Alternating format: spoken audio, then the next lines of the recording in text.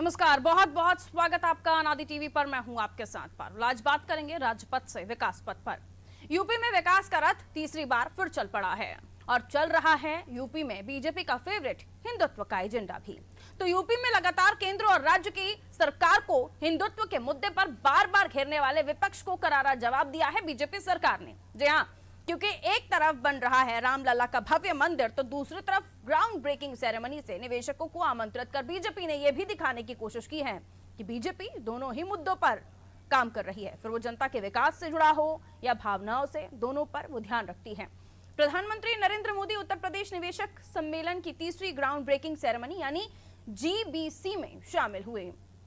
इस दौरान प्रधानमंत्री ने औद्योगिक परियोजनाओं की ग्राउंड ब्रेकिंग सेरेमनी में 80,224 करोड़ रुपए की 1406 औद्योगिक परियोजनाओं की आधारशिला भी रखी। इन प्रोजेक्ट्स में कृषि, आईटी, इलेक्ट्रॉनिक्स, एमएसएमई, विनिर्माण, ऊर्जा, फार्मा, पर्यटन, रक्षा, एरोस्पेस, हथकरघा, कपड़ा जैसे और भी कई सेक्टर शामिल हैं। इन प्रोजेक्ट के धरातल पर उतरने पर प्रदेश में 5 लाख रोजगार के नए अवसर सृजित होने का दावा किया गया है। इन्वेस्टर्स को संबोधित करते हुए प्रधानमंत्री नरेंद्र मोदी ने कहा कि यूपी बदल रहा है, यहां पर हो रहा निवेश यहां की युवा शक्ति को दिखाता है। तो जीबीसी 3.0 के साथ ही तीसरी मर्तबा विकास के पथ पर अग्रसर उत्तर प्रदेश। लेकिन विपक्ष के इस तीसरी ग्राउंड ब्रेकिंग सेरेमनी को लेकर क्या विचार है, क्या वो सोच रखते हैं, विपक्ष की बातें सुनिए। उत्तर प्रदेश की सरकार ने जिस तरह से ग्राउंड ब्रेकिंग सेरेमनी और इन्वेस्टर समिट के नाम पे हमारी जनता के हजारों करोड़ रुपए बर्बाद किए हैं, लेकिन सच्चाई ये है कि धरातल पे उत्तर प्रदेश में रोजगार उत्पन्न करने में नाकामयाब रही है। उत्तर प्रदेश सरकार के उद्योग मंत्री ने ये दावा किया कि 1045 MOU साइन हुए, जबकि उसके बावजूद 90 ही उद्योगों में काम शुरू हुआ उत्तर प्रदेश में। तो आप देखेंगे किस तरह से असफल रही है। मैं जानना चाहता हूं उत्तर प्रदेश सरकार से कि जिस तरह से उत्तर प्रदेश में 10 लाख के करीब सरकारी नौकरियां खाली पड़ी हैं, उनको भरने का क्या रोड मैप है इनके पास। मैं जानना चाहता हूं कि जो इंडस्ट्रीज इनके हिसाब से लगी हैं उसमें कितने लोगों को रोजगार दिया जा रहा है और कितनों में काम शुरू हुआ। नौजवानों को चिढ़ाने का कोई भी अवसर भारतीय जनता पार्टी नहीं छोड़ रही। ग्राउंड ब्रेकिंग सेरेमनी मनाई जा रही है। इससे पहले भी बड़े बड़े दावे किए गए थे इन्वेस्टमेंट के। हजारों करोड़ रुपया इन्वेस्टमेंट के नाम पर बहाया गया, लेकिन हकीकत क्या निकल कर आई। पहले इन्वेस्टर्स मीट में कहा गया था कि 4,28,000 करोड़ का इन्वेस्टमेंट हो रहा है। दूसरा शिलान्यास मीट हुआ, डिफेंस मीट हुई। नौजवान को लेकिन सिर्फ और सिर्फ बेरोजगारी मिली, आर्थिक बदहाली मिली। ऐसे समय में जब नौजवान परेशान है, पीड़ित है, उस समय भाजपा सरकार के नेता, मुख्यमंत्री 5 स्टार होटल में बैठकर नौजवानों की बेरोजगारी का मजाक उड़ा रहे हैं। ग्राउंड ब्रेकिंग सेरेमनी दरअसल ये नौजवानों के हित में नहीं, ये सिर्फ और सिर्फ नाम तो इसका ग्राउंड है, लेकिन ये पूरी तरीके से हवा हवाई है।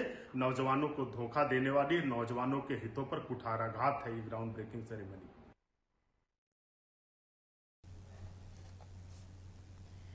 तो देखा आपने किस तरह से आप माफ कीजिए उत्तर प्रदेश जो है अब विकास के पथ पर अग्रसर हैं, और इसी को लेकर हम चर्चा करने की कोशिश करेंगे। क्योंकि हैंड इन हैंड बीजेपी, एक तरफ हम राम मंदिर की बात देख लें, ज्ञानवापी मामले की बात देख लें, तो हिंदुत्व का जो उनका फेवरेट एजेंडा है उसके साथ तो बीजेपी है ही। लेकिन बार बार जो आरोप बीजेपी के ऊपर लगते थे कि सिर्फ इसी मुद्दे पर आप बात करते हैं, इसी मुद्दे पर राजनीति करते हैं, तो बीजेपी दूसरी तरफ ये भी दिखा रही है। देखिए, सिर्फ यही मुद्दे नहीं है जिसको लेकर हम जन भावनाओं से जुड़े हुए जो मुद्दे हैं उन पर तो बीजेपी काम कर रही है, जो उन्हें लगता है, लेकिन दूसरी ओर जो विकास से जुड़े हुए मुद्दे हैं उस पर भी बीजेपी काम कर रही है। और इसी को लेकर हम चर्चा करने की कोशिश करेंगे।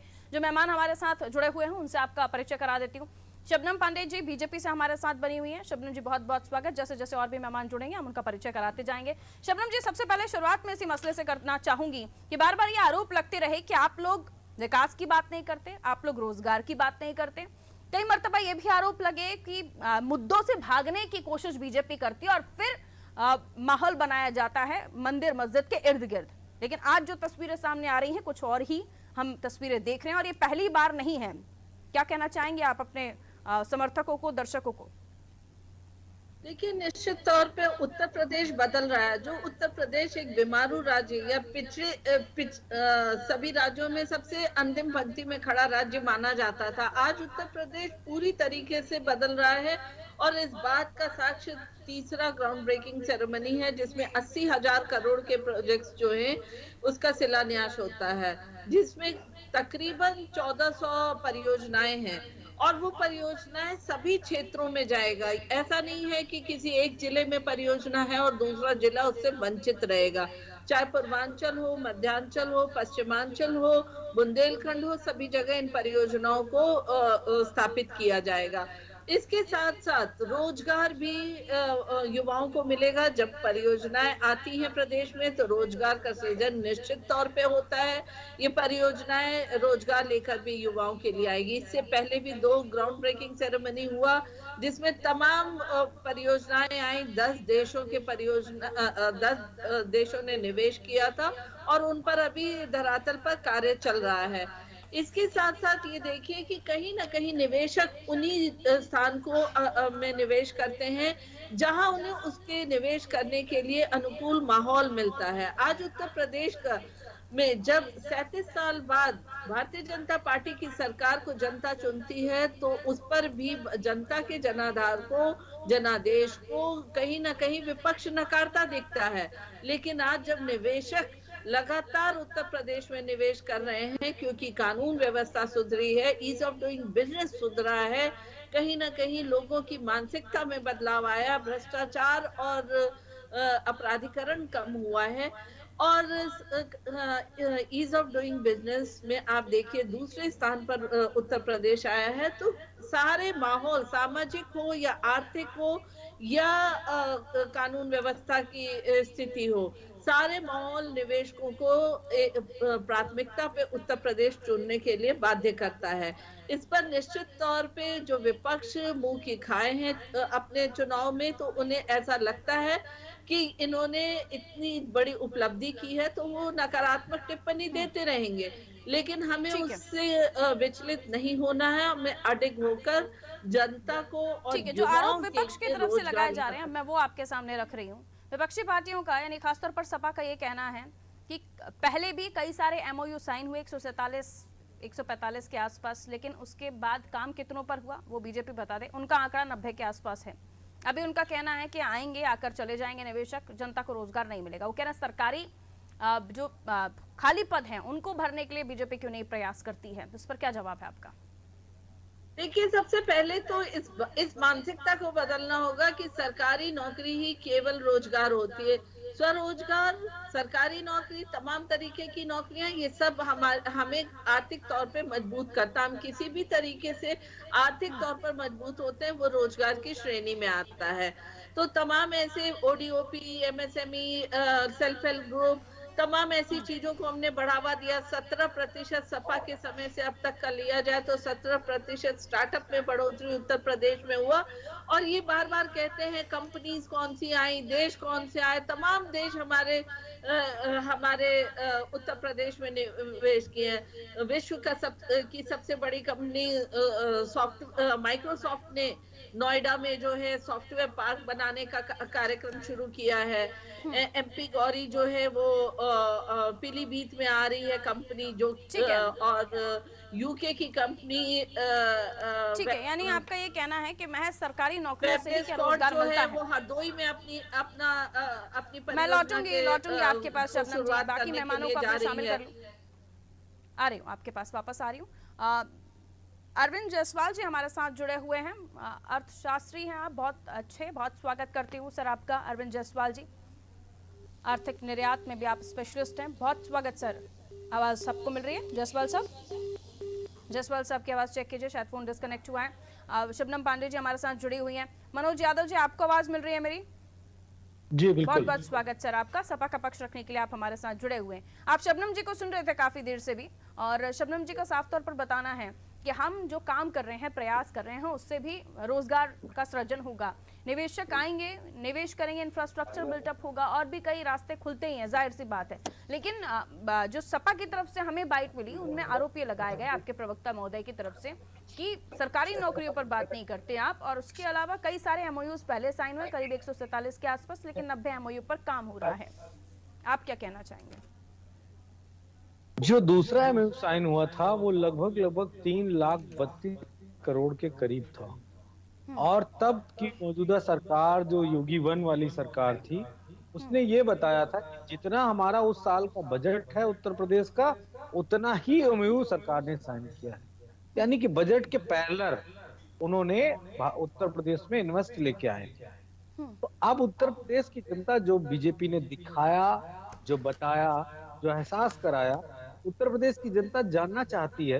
विपक्ष ये सवाल इसीलिए सरकार से बार बार पूछ रहा है पारुल जी, कि आखिर वो जमीन पे कितना उतरा, कहां पे उतरा, और खासकर उसमें जो बड़ी कंपनियां देश की हैं, जिन्होंने बड़ी पब्लिक कार्ड ने हो सकता है योगी जी की तारीफ न की हो, या यूके की कोई और, या अमेरिका की कोई कंपनी ने न की हो, लेकिन जो भारत के तमाम सारे पूंजीपति जो आके तारीफ कर रहे थे कि योगी जी बहुत अच्छा काम कर रहे हैं और उत्तर प्रदेश में व्यापार करने का बहुत।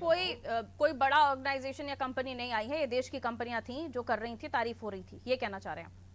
दोनों बातें हैं। अगर बड़ा आया बाहर का तो सैमसंग आया, सैमसंग समाजवादी पार्टी के टाइम में आया था, और वो आज नहीं आया था, हमारी सरकार में ही उस पे काम शुरू हो गया था। लाने वाली समाजवादी पार्टी थी। इस बात को बीजेपी छुपाती, लेकिन फिर भी हमें श्रेय नहीं चाहिए, हमें बिल्कुल श्रेय नहीं चाहिए। मौजूदा परिस्थितियां उत्तर प्रदेश की पारुल जी बिल्कुल बद से बदतर स्थिति में पहुंच चुकी है। समाजवादी पार्टी ये मांग करती है कि आप 80,000 करोड़ का अगर एमओयू साइन किए हैं तो वो एमओयू कहां पे जाएगा, किन जनपदों को फोकस करेगा, और पूर्व में जितना भी एमओयू साइन हुआ उससे किस किस जनपद में कितना कितना लाभ मिला। सीधा आपकी बातों का जवाब शबनम जी से लूंगी। शबनम जी, ये बताइए कि क्या वाकई ऐसा है जो सपा के नेता कह रहे हैं कि साहब बड़ी कंपनियां जो बाहर की कंपनियां हैं वो तो सपा के टाइम पर ही आई थी, तब से ही काम शुरू हो गया था, आप नाम गिना रहे हैं बस खाली? देखिए, सबसे पहली बात, ये जो एक रोग है विपक्ष को कि ये हमारे समय में हुआ था। 46 साल पुरानी भी परियोजना अगर ये पूरी नहीं करते हैं और हम पूरी करते हैं तो कांग्रेस तक इस बात को कहती है ये परियोजना हम लाए थे। देखिए, पॉलिसी पैरालिसिस जो शब्द इस्तेमाल होता था विपक्षियों के लिए, वो साफ तौर पे उनके बयान से दिखता है। हम सैमसंग लाए थे, हमने एक्सप्रेसवे शुरू किया, हमने मेट्रो शुरू किया, जहां हाथ लगाइए ये कहते हैं हमने शुरू किया, पर खत्म कुछ भी नहीं हुआ। तो किसी परियोजना को कागज पे उतारना और धरातल पे उतारने में अंतर होता है। हमने धरातल पर उतारा, धरातल पर उतारकर जनता को लाभान्वित किया, तो वो परियोजना कहीं ना कहीं हमारी कहलाएगी, ना कि इनकी, क्योंकि कागज पे या सपनों में ख्वाब देख लेने से परियोजना पूरी नहीं होती है। अब दूसरी बात, ये सैमसंग के कहते हैं डिस्प्ले यूनिट हमने लाया है, ये अगर ढिंढोरा पीटते हैं कि हमने लाया तो जनता जरूर इससे सवाल करेगी, और शायद यही सवालों को सुनकर इन्हीं प्रश्नों का उत्तर ढूंढते हुए जनता ने हमें जनादेश दिया, क्योंकि उन्हें लगा धरातल पर भारतीय जनता पार्टी की सरकार ने काम किया, काम करते दिखे, खत्म करते दिखे। अब जितने भी कुल मिलाकर ये आपका कहना है कि विपक्षियों को ये रोग है, आपके समय की परियोजनाओं को वो अपने समय का बता देते हैं। एक बात और बताना चाहती हूँ, जो इन्वेस्टर समिट में एमओयू साइन होता है, वो एमओयू ग्राउंड ब्रेकिंग सेरेमनी में जो एमओयू फलीभूत होके धरातल पर आने की शुरुआत होती है, वो ग्राउंड ब्रेकिंग सेरेमनी होती है, और पूरे एमओयू ग्राउंड ब्रेकिंग सेरेमनी में नहीं बदला है, ये सभी लोग जानते हैं। लौटूंगी शबनम जी, लौटूंगी। मनोज जी भी हमारे साथ आ रही है, मनोज जी आपके पास भी हमारे साथ अरविंद जायसवाल जी जुड़े हुए हैं क्या? अरविंद जायसवाल साहब, आवाज मिल रही है आपको? जी सर, बहुत बहुत स्वागत आपका। अर्थशास्त्र का बहुत अच्छा ज्ञान है आपको, बहुत एक्सपर्ट हैं आप, और आपका मैं स्वागत करते हुए सवाल यही पूछना चाहूँगी कि जिस एमओयू को लेकर बार बार चर्चाएं हो रही हैं, जिस सेरेमनी को लेकर बार बार चर्चाएं हो रही हैं, आप इतना एक्सपीरियंस रखते हैं, हकीकत क्या है? क्या वाकई इन तमाम चीज़ों से प्रदेश को फ़ायदा होता है, और होता है तो कितना फ़ायदा होता है? रोजगार का कितना सृजन होता है? अर्थव्यवस्था क्या वाकई बूस्ट होती है इस निवेश के आने के बाद? और अब तक आपने आंकड़े अगर देखे हों तो कितना फायदा प्रदेश को हुआ है? जायसवाल साहब। मैम पहले मैं ये बता दूं कि जो ग्राउंड सेरेमनी एक होती है, जी। इसमें जो बाहर के इन्वेस्टर्स हैं उन सबको बुला करके एक उनको एक अच्छा वातावरण दिया जाता है कि आप आइए, इंडस्ट्री लगाइए यहाँ पे, ठीक है। और इससे हर क्षेत्रों में, अब जैसे इस बार की ग्राउंड सेरेमनी में एग्रीकल्चर, सर्विसेज और आईटी, इन सब चीजों को काफी बढ़ावा दिया गया है। जब कोई प्रोजेक्ट लगता है तो दो तरह के रोजगार पैदा होते हैं। एक तो इंफ्रास्ट्रक्चर जब बढ़ते हैं तो उसमें लेबर्स या तरह तरह की चीजों को रोजगार मिलता है डायरेक्टली। इसके अलावा जब इंडस्ट्री लगती है तो उसमें मैन्युफैक्चर के लिए तमाम एम्प्लॉयमेंट पैदा होते हैं। तो जाहिर सी बात है कि अगर 80,000 करोड़ रुपए अगर हमारे यूपी में आएंगे, लगेंगे, और हर लगभग अधिकतर डिस्ट्रिक्टों में लग रहे हैं, तो काफी रोजगार मिलेंगे यहाँ पे। यानी कुल मिलाकर रोजगार आएगा, हर एक व्यक्ति की अर्निंग्स में बढ़ावा होगा। राघवेंद्र जी, आप क्या कहना चाहेंगे इस मसले पर, क्योंकि बहुत ही जरूरी है जब रोजगार को लेकर बार बार विपक्ष सरकार को घेरता हो और ये बताने की कोशिश हो कि इन तमाम मंदिर मस्जिद के मुद्दों के अलावा आप कोई काम नहीं करते, लेकिन इस सेरेमनी के आने के बाद काफी चीजें तो साफ है और हर बार ये सेरेमनी, थर्ड सेरेमनी हम देख रहे हैं, लेकिन धरातल पर क्या हकीकत, क्या वाकई लोगों को रोजगार मिलता है? ये इस तरह की सेरेमनीज, जैसे कि अभी शबनम जी भी समझा रहे थे कि एमओयूज जब धरातल पर काम करने के लिए आ जाते हैं तब इस तरह के सेरेमनीज में उनको एंटर किया जाता है। धरातल पर सच्चाई क्या अभी तक के सेरेमनीज को लेकर? देखिए, मैं आपको बताऊंगा कि ये उत्तर प्रदेश के लिए एक बहुत बड़ी खबर है और बहुत एक पॉजिटिव खबर है कि इस तरह से ग्राउंड ब्रेकिंग सेरेमनी हो रही है। इससे कुछ न कुछ उत्तर प्रदेश में आएगा, उत्तर प्रदेश का विकास होगा, यहाँ के युवाओं को रोजगार मिलेगा।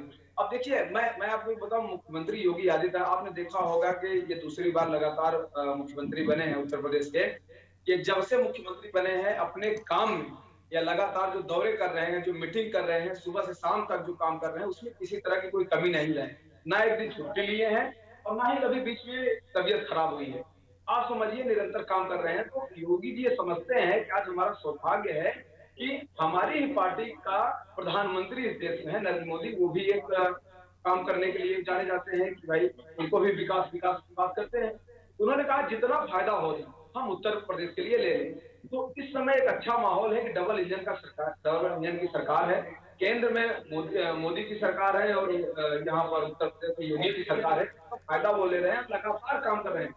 1 ट्रिलियन इकोनॉमी का इन्होंने योगी जी ने लक्ष्य रखा था, लेकिन देखा गया कि किस तरह से कोरोना, आप समझिए कि 2 वर्ष जो इनका ग्राउंड ब्रेकिंग सेरेमनी 1 थी और ग्राउंड ब्रेकिंग सेरेमनी 2 थी, वो पूरी तरह से कोरोना के भेंट चल गई।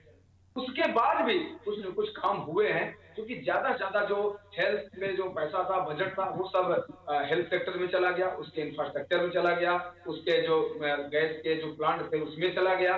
तो कहीं ना कहीं जो एक लक्ष्य था 1 ट्रिलियन इकोनॉमी का, वो दूर रह गया, नहीं पूरा हो पाया, क्योंकि उसमें पूरी दुनिया परेशान थी। अब जो है ये तीसरी ग्राउंड ब्रेकिंग सेरेमनी है जिसमें 80,000 करोड़ रुपए ज्यादा का लक्ष्य रखा गया।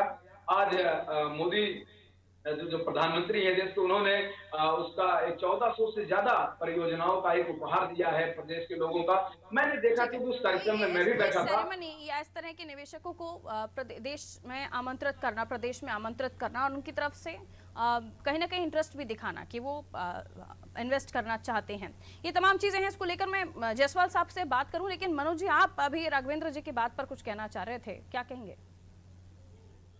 नहीं, देखिए, मैं निश्चित तौर पे राघवेंद्र जी का अपना विश्लेषण है सरकार को लेके, और करना भी चाहिए। कोई सरकार अगर पॉजिटिव मूड में जा रही तो उसकी तारीफ जरूर होनी चाहिए। विपक्ष के द्वारा पॉजिटिव मूड में है। हाँ। अरे मेरी बात पूरी हो जाए। चाहे वो विश्लेषण करता हूँ या इकोनॉमिस्ट हो या विपक्षी दल, लेकिन मेरी समझ में आंकड़े नहीं आते हैं। जब कोरोना का हवाला दिया जा रहा है राघवेंद्र जी द्वारा, तो सब कुछ तो डाउनफॉल चला गया, लेकिन अडानी अप करता चला गया। कैसे चला गया, ये बात बतानी चाहिए। वो कौन सा फार्मूला था कि अडानी अप कर रहा था और देश पूरा डाउनफॉल कर रहा था? आपका ध्यान आकर्षित करना चाहूंगा कि 80,000 करोड़ के एमओयू साइन होने पे सरकार 5 लाख रोजगार कोट कर रही है। तो जब 3,20,000 का 32,000 का एमओयू साइन हुआ था, तो 20 लाख कम से कम रोजगार सरकार को कोट करना चाहिए था। और 3,20,000 करोड़ रुपए अगर आए सरकार के द्वारा दूसरी में, तो फिर 20 लाख रोजगार किस सेगमेंट में दिया गया, ये सरकार को, जनता को बताना पड़ेगा। हमारा युवा परेशान है, बेरोजगार है। 20 लाख वो 5 लाख या 5 लाख का रोजगार किस सेगमेंट शबनम में? जी से लूंगी आपकी बातों का। शबनम जी जल्दी संक्षेप में। देखिए, सबसे आश्चर्यजनक बात है कि जो विपक्षी पॉलिटिकल पार्टी है इन बातों को समझने से इनकार करती है या समझकर ना समझ बनती है कि अगर कोई एमओयू साइन हुआ, ग्राउंड ब्रेकिंग सेरेमनी होती है, उसके बाद भूमि अधिग्रहण होने के बाद उस पर काम शुरू होता है और ये सारे सिलसिला समय लेता है। और ऐसा नहीं है कि हमने $20 ज्यादा बजट था तब रोजगार आप कम दे रहे थे, अब कम एमओयू साइन हो रहा है उसमें आप रोजगार ज्यादा देने की बात कर रहे हैं। हाँ जी, देखिए, हमने पहले भी रोजगार उसी रेशियो में देने का किया जो अभी 80,000 में हम कह रहे हैं कि हम 5 लाख रोजगार देंगे, पहले भी हमने इसी के अनुसार। और ये कोई छिपी बात नहीं है। ग्राउंड ब्रेकिंग सेरेमनी में जो भी इंडस्ट्रियलिस्ट आए, जो भी उद्योगपति आए या जो भी कंपनी आई जो इन्वेस्ट कर रही है, उसने वही मंच से इस बात को कहा कि तकरीबन, छोटा सा जवाब मनोज जी, उसके बाद में जसवाल जी ज्यादा भी दे सकते हैं, शॉर्ट में दीजिएगा मिनिमम रोजगार का बताया। और देखिए, मैं तो लगातार इनको कंपनियां और देश भी बता रही हूँ कि ये सारे लोग निवेश किए हैं और इनका काम चल रहा है। और जैसे ही ये फलीभूत होगा, कहीं किसी से छिपा नहीं है। उत्तर प्रदेश की चश्मा नहीं दिखाई देता आपको मनोज जी? जल्दी से क्वेश्चन आपका, जल्दी से कहिए मनोज जी। समाजवादी पार्टी की सरकार में जहां हमने एमओयू साइन किया, चाहे वो अमूल का हो, चाहे एचसीएल का हो, चाहे मेदांता हो, सब आज अगर पूरी तरीके से आपके अगर यूपी हेड बैठे हैं तो बताइए, ये सब लखनऊ में जमीनी हकीकत पे उतरा है, नहीं उतरा है? इस पे काम हुआ, सरकार ने किया, तो आज वो वर्किंग मोड में पूरी तरीके से रोजगार के साथ। सैमसंग का तो आप ऐसे एक ठीक है, जानना चाहते हैं उत्तर प्रदेश में अर्थशास्त्री हैं सर, उनको इन करने दीजिए। हम जरा व्यवस्थाओं को समझ ले कि कितना फायदा अब तक हुआ है, कितना फायदा होने के अलग अलग सेक्टर। हाँ, आ रही हूँ मनोज जी, चल रहे हैं। आई एम कमिंग, आ रही हूँ। जसवाल साहब, क्या कहना चाहेंगे इस पूरी चर्चा में? आप, कई सवाल तो उठ रहे हैं और सवाल ये भी उठ रहे हैं कि कोरोना के टाइम पर जो 1 ट्रिलियन इकोनॉमी का जो हमारा टारगेट था प्रधानमंत्री नरेंद्र मोदी जी का, ट्रिलियन इकोनॉमी हमारी नहीं बन पाई क्योंकि कोरोना बीच में आ गया। अब दोबारा से शुरुआत, इससे उस सपने को पूरा होता वो अब देख रहे हैं कि अलग अलग राज्यों में जब निवेशक आते हैं, खासतौर पर विदेशी निवेशक, उससे कितना फायदा पहुंचता है अर्थव्यवस्था को। जल्दी से आपका जवाब जसवाल साहब। जसवाल साहब, आवाज मिल रही है आपको? हाँ, मिल रही जी सर, कहें। देखिए, नो डाउट कि कोरोना से हमारी इकोनॉमी पे काफी नुकसान हुआ है जी, और जिससे काफी गिरावट आई थी। उत्तर प्रदेश की अर्थव्यवस्था में भी 6.4% की गिरावट आई थी। लेकिन दोबारा जब इस ग्राउंड सेरेमनी से जिस हिसाब से योगी सरकार ने 80,000 करोड़ रुपए ला करके अपना मन बनाया है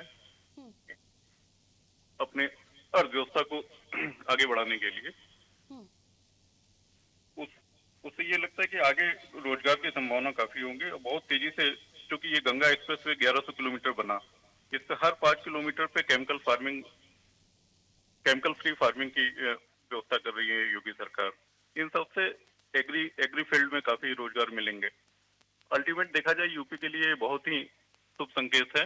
अगले 24 महीने में जैसा योगी सरकार ने टारगेट किया है कि डाटा पार्क एक बना देंगे, इससे ये लगता है कि मतलब यूपी को काफी फायदा होगा।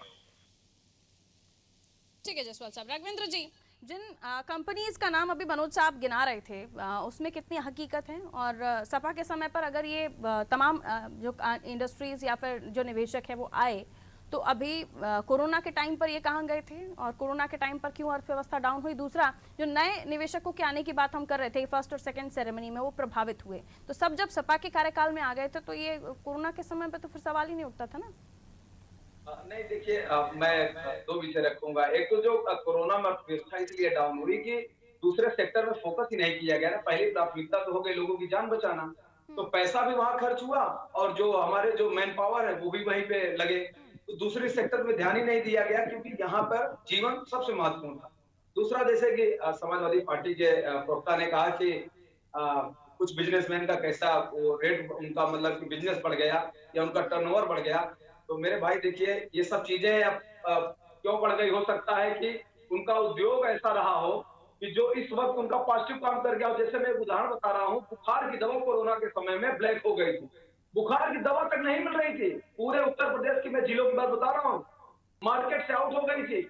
और एक एक पैकेट जो 10 रुपए की दवा थी वो 50-50 रुपए में, 100 रुपए में नहीं मिल रही थी। तो हो सकता है कि भाई उनका जो बिजनेस हो उस समय उनका बिजनेस ही पॉजिटिव हो गया हो, और जब हो सकता है कि कभी पॉजिटिव माहौल हो तो उनका बिजनेस नेगेटिव में चला जाए।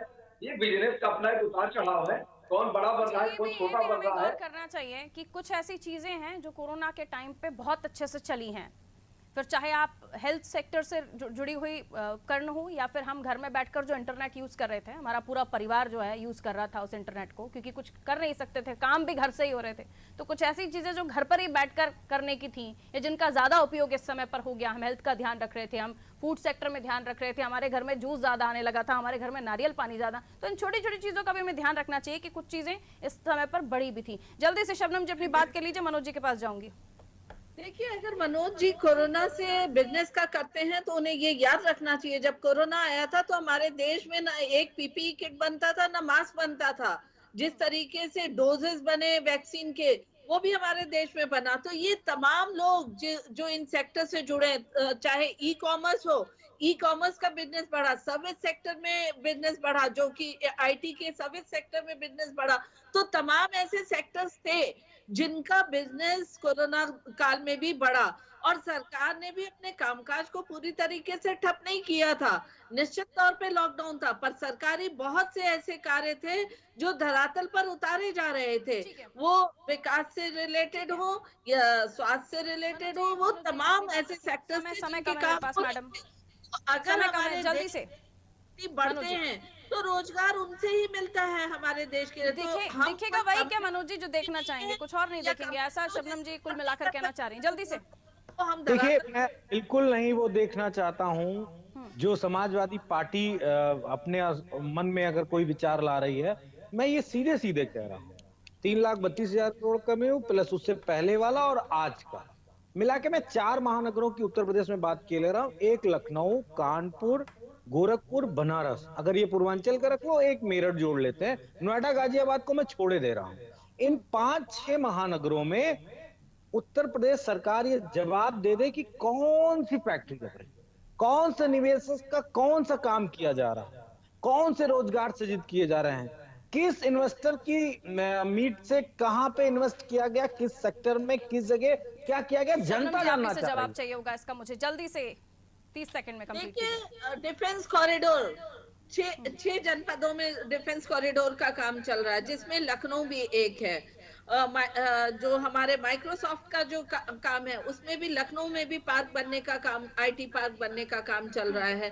तमाम ऐसे सेक्टर से आप देखिए जितने एक्सप्रेसवे बन रहे हैं, जो हमारे मल्टी मॉडल के अब जवाब देने का भी आपका समय समाप्त हो गया है और इस कार्यक्रम को भी मुझे यहीं एंड करना होगा क्योंकि समय इजाजत नहीं देता। आप इसका जवाब आप एक काम कीजिएगा, एक लिस्ट ऑफ दीजिएगा ताकि ये पता चल जाए कि कहाँ कहाँ किस किस जगह आपने क्या क्या किया, क्योंकि आप लोगों के दावे और उनके सवाल बहुत कुछ बाकी था इस चर्चा में, लेकिन समय अब इजाजत नहीं देता। माफी के साथ मुझे आप लोगों से भी इजाजत लेनी होगी। बहुत बहुत शुक्रिया जायसवाल साहब हमारे साथ जुड़ने के लिए, शबनम जी आपका भी बहुत शुक्रिया समय देने के लिए, मनोज साहब आपका भी बहुत बहुत शुक्रिया आप जुड़े हमारे साथ, रघुवेंद्र जी आपका भी शुक्रिया। तो कुल मिलाकर उत्तर प्रदेश अब विकास के पथ पर, क्योंकि एक बार फिर से सेरेमनी स्टार्ट हो गई है और इसके हिसाब से अलग अलग जगहों पर ग्राउंड ब्रेकिंग सेरेमनी जब स्टार्ट होती है तो ये बताया जाता है कि जो एमओयूज है वो धरातल पर काम करना शुरू कर देते हैं। यानी बड़ी बड़ी कंपनीज जो बड़ा बड़ा प्रोडक्ट या तो बनाती हैं या फिर यूं कहें कि इंफ्रास्ट्रक्चर डेवलपमेंट, बहुत कुछ जो रोजगार को सृजित करेगा, युवाओं की शक्ति का आधार बनेगा, जैसे प्रधानमंत्री नरेंद्र मोदी भी कह रहे थे, यूपी बदल रहा है। दीजिए इजाजत, रखिए अपना ख्याल, नमस्कार।